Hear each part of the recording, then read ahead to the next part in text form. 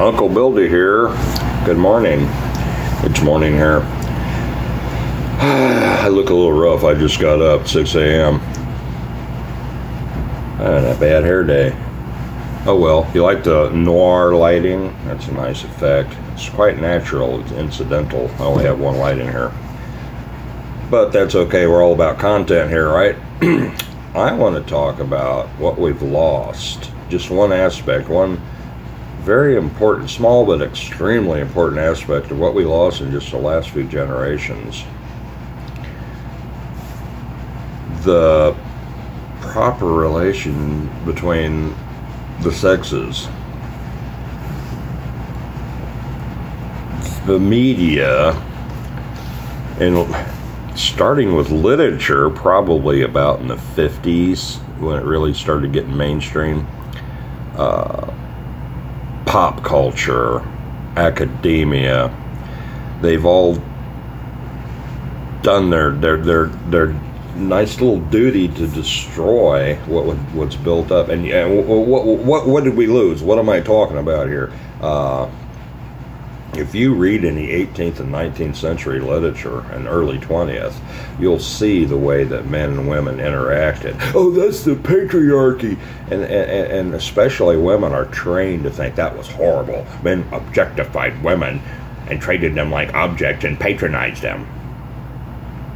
They don't understand anything. They don't understand their own nature. Women are the knowable. They are the object. Men are the knowers that pursue the object, are fascinated by it. Women don't want you to be fascinated by them anymore. Or they have some sort of really arbitrary criteria that they download from the Zeitgeist, that they'll allow some of it, but not too much. They don't know what they are. They're beautiful jewels. They're beautiful, fascinating objects that are to be pursued, and they decide who is allowed in the inner circle, but they're going to be pursued, and they should cultivate that. They used to. They did before. Read about the salons. You read any French literature from the 18th and 19th century about how the salons worked, and Russian literature especially. Tolstoy, Turgenev, Dostoevsky, they had a lot of scenes in the salons of Moscow and Petersburg, and even some European ones. And it's fascinating.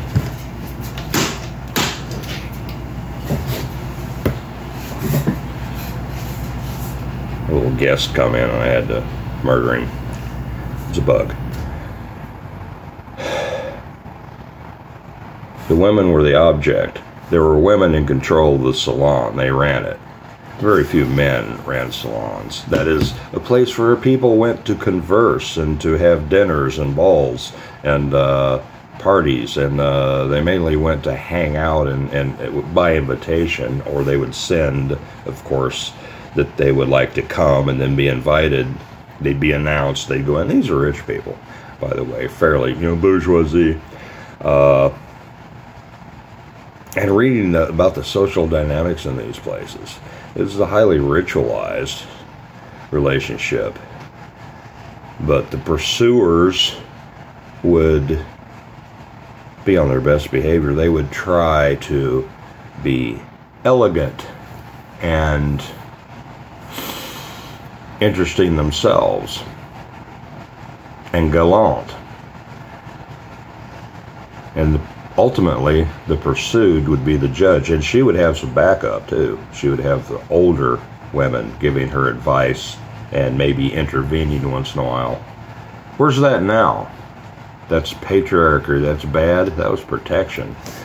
That was rich. That was the full experience, as much as people could have, regulated by your social mores and your cultural architecture. It's all been washed away and replaced with what we have now. Everybody's just atomized flotsam. with all kinds of different ideas, and ideas inculcated without much thought given to them by corporations and special interest groups. Your professors are almost all neo-Marxists and pseudo-Marxists, and they have to have a victim, they have to have an oppressed class in order for their ideology to work, and of course the women is picked. It's not a symbiotic relationship between the knower and the knowable, between the pursuer and the pursuee, between the fascinating jewel and the one who desires it. No, it's a relationship of oppressor and oppressed. That's the way it has to be for their ideology to work, and that's why you see everything through those lenses. Patriarchy is bad. Men objectify women. Oh, thousands of years this system has developed. Well, I don't think it's really developed as you're wont to believe in a modern society that it evolved. It was pretty well developed 1,000 years ago, 2,000 years ago, ancient Greece and ancient Rome. In Rome, anyway, they had the law of paterfamilias. The man had the power of life and death over his family. Well, there's a reason for that. It didn't mean that if he got angry with his wife because the breakfast was cold, he'd kill her. That's not what that meant. There are some women who are awful. They're harpies. They sabotage everything. They're bitter, nasty, contentious scolds, and they ruin everything. And they'll wreck the whole family because the women had a large responsibility. Families were manufacturing centers. They were agricultural. They were industry. Your compound of houses, you had servants and you had all kinds of things and activities going on to build the wealth of the family. And the woman was in charge of that. She was a very powerful person. She was general manager, basically. And when they wrecked things, well, there had to be some sort of repercussions. And the man couldn't just kill her. He had to go before a council, and there had to be some votes, and people would bear witness. And yeah, she's had plenty of chances. She just keeps sabotaging everything. And they would vote, and then it would happen. Execution. It probably didn't happen very often. I don't know what the records are, if there are any. It probably didn't have to, because just having that in there mitigated a lot of problems, because it's a motivating factor for people not to be like that. And some people, some women are just like that, but they have to control themselves if they can be executed for it. Anyway, I'm just saying, that's the way it was. And the Roman patriarchy had a different system for Western European life. But if you can read some great literature from that time, Tolstoy, Dostoevsky, Turgenev, Fielding, I think, had a real lowbrow bent on that. Voltaire described the salons in France. Oh, Hugo. And you see the dynamics of how that worked. It's a fascinating subject. Women are fascinating, and they can cultivate that, and they can adorn themselves with their behavior and their deportment and how they carry themselves and how they talk. Men should mind their manners and stay within the strict constraints and pursue elegantly and with élan. And if their pursuit is rejected, they need to go somewhere else.